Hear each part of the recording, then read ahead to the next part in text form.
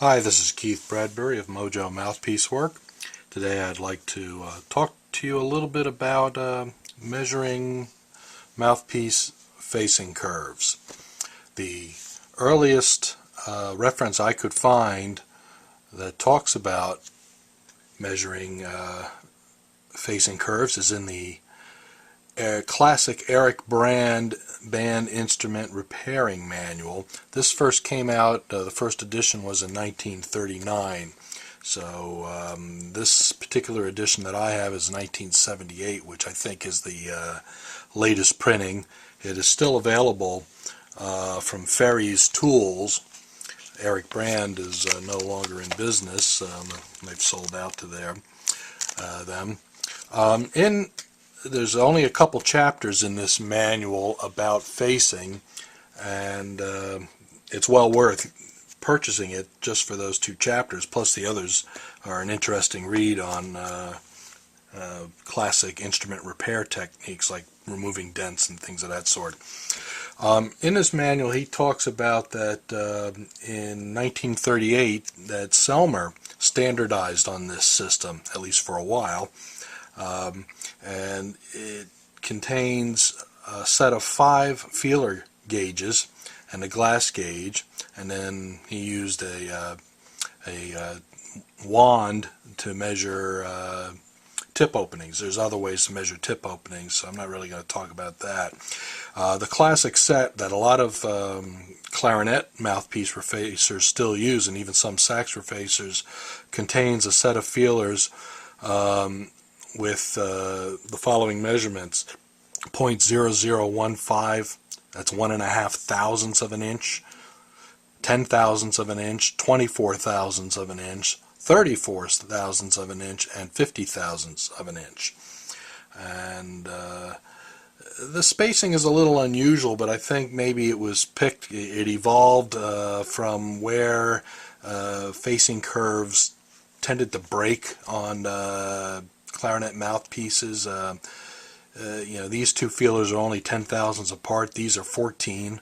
These are 16 thousandths apart. So they're not evenly spaced. So they may have kind of focused on key areas. You can go to an automotive store and pick up these 4 sizes as part of a set for about $6. But it's hard to find something above 35 thousandths. They don't gap spark plugs that wide, so 50 is kind of a custom size, but if you look around you may get that. You can try taping 2 or gluing a couple together. That works so-so. It's a compromise. I did that for a while, but you have to measure it with your calipers or micrometers, because your gauge may not even be, when you stack them, may not be a uniform thickness from end to end. So that's not the greatest idea. John Winslow of Winslow Ligatures, his company was Madison Enterprises, came out with a kit, sold for about 5, 6, 7 years or so. From 1997 is a copy of this manual. He had more feeler gauges in there, and he was on the right track, because I think that original set is a little inadequate for today's mouthpieces. He added some extra sizes in there. He added a 14 thousandths.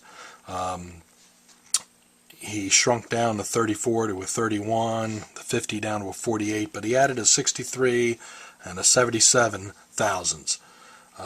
So that's you can do a lot more with this kit, but unfortunately it's no longer available. You might see one on eBay, but you can easily make up your own kit.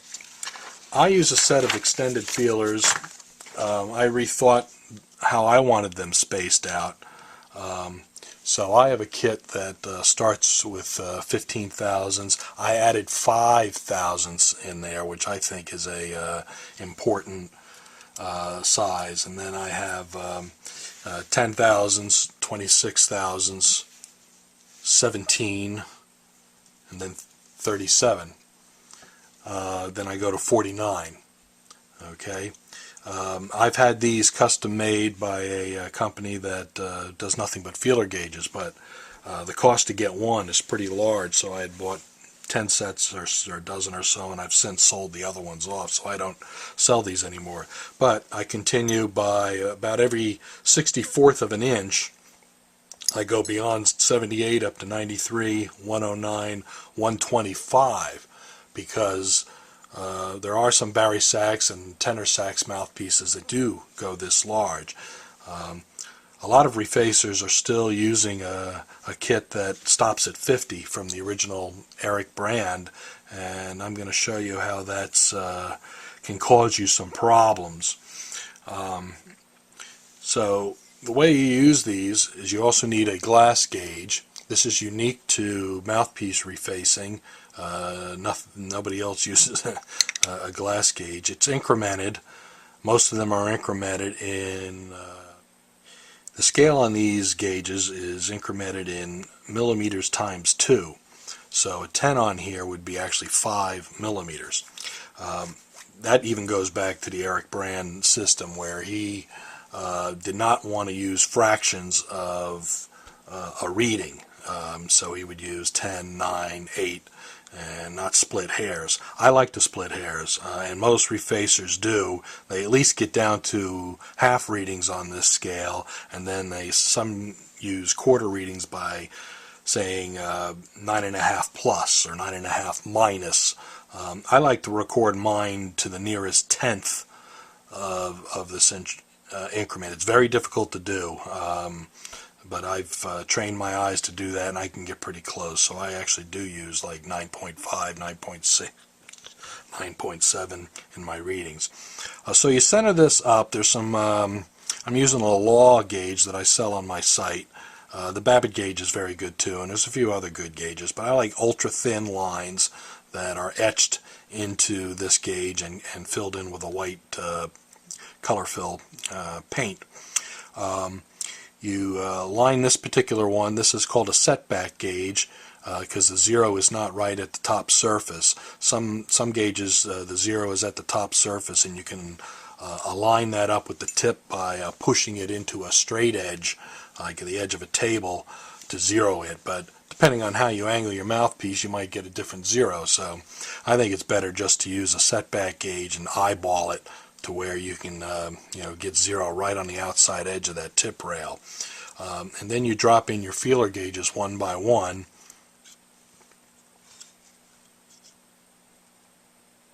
There's a reading of 46 for the facing length.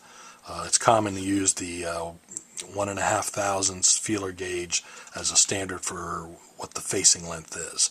The actual curve starts a little further back, but you can't use a zero feeler gauge. They don't really make them. This is a fragile gauge as it is, you can see.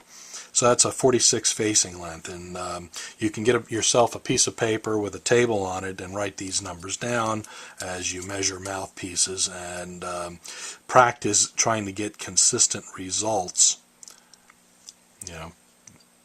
There I might call that that's 41, or it's a 40.9. It's a little shy of that. So you work yourself up. In this mouthpiece has been refaced by somebody reputable, so it has a very even facing left to right. I'm skipping down through these to kind of just show you. Now at 49, I start to get where the left side is a little higher than the right by maybe 0.2. Not a lot to really worry about, but that's about the last point where it's even. So if I keep going, now that's a little more crooked. 78 shows it's even more crooked. Then the last gauge that fits in this particular mouthpiece shows where on the left side I get about a 3, on the right about a 3.8, almost a 4. I believe what happened here is the person who refaced this mouthpiece had a classic set that stopped at 50, because it's very even up until they get to about 49 or so, and then from there I believe they free-handed the facing work until the tip, and sometimes that works, sometimes it doesn't. And in this case it didn't, and they had no way of telling that it was uneven. The kind of problems that can cause, it can make your mouthpiece reed picky, and if the baffle, especially if the baffle is high in here, it can make the mouthpiece kind of squeak prone. It depends on your embouchure and how much pressure you play with, and your reed choice, but that is a common source of squeaks. So I'm going to correct this. There's another thing I want to show you. This is a reed template. It's made of metal. You could use a regular cane reed to check the tip, but this tip also does not really follow the contour of a typical reed. I mean, it's close, but where it's off, you know, this corner here sticks out, and this one is a little better, but it's unsymmetrical. And being how this particular tip rail is so thin, I believe that unless you overhang your reed a little bit, you're going to get a little bit of air leakage out here. So that's not good. And but this was also where the mouthpiece, the facing was high there. So we're going to be able to fix both of the facing curve as well as the shape of this tip rail, because I'm going to take down the material here a little bit with sandpaper, and when I do that, the outside edge of this tip rail is not going to change, because the shape of this tip is there's a vertical surface on the end here, and it's just going to go deeper into that area. But on the inside, the surface is where the baffle is angled back, so as you cut down this corner, it's going to bring in some of this baffle material into the tip rail, so it's going to get a little thicker in that area, and that'll give us some real estate so that we can then file this corner down and create a new thin tip rail with a facing curve that's more even. So let me clean up my work surface,